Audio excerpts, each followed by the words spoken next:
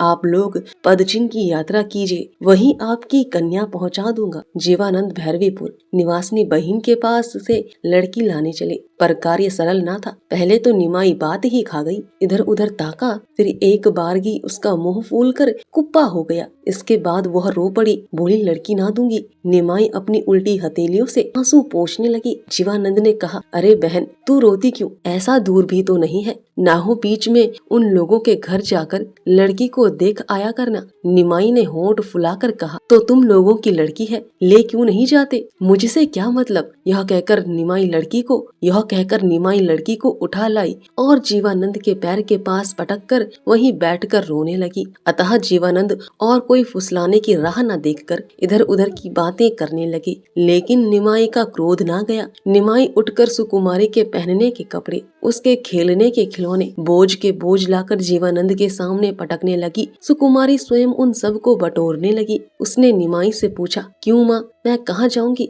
अब निमाई सह न सकी, उसने सुकुमारी को गोद में उठा लिया और चली गई। उत्तर बंगाल मुसलमानों के हाथ से निकल गया। यह बात मुसलमान मानते नहीं कि दलील पेश करते हैं कि बहु तेरे डाकुओं का उपद्रव है, शासन तो हमारा ही है। इस तरह कितने वर्ष बीत जाते नहीं कहा जा सकता, लेकिन भगवान की इच्छा से वारेन हेस्टिंग्स इसी समय कलकत्ते में गवर्नर जनरल होकर आए। वारेन हेस्टिंग्स मन ही मन संतोष करने वाले आदमी न थे, अन्यथा भारत में अंग्रेजी साम्राज्य स्थापित कर न पाते। उन्होंने तुरंत संतानों के दमनार्थ मेजर एडवर्ड नाम के एक दूसरे सेनापति को खड़ा कर दिया। मेजर ताजा गौरी फौज लेकर तैयार हो गए। एडवर्ड ने देखा कि यह यूरोपीय युद्ध नहीं है, शत्रुओं की सेना नहीं, नगर नहीं, राजधानी नहीं, दुर्ग नहीं, फिर भी सब उनके अधीन है। जिस दिन जहाँ ब्रिटिश सेना का पड़ाव पड़ा, उस रोज वहाँ ब्रिटिश अधिकार रहा। दूसरे दिन शिविर टूटते ही फिर वंदे मातरम की ध्वनि गूंजने लगी। साहब सर पटक कर रह गए,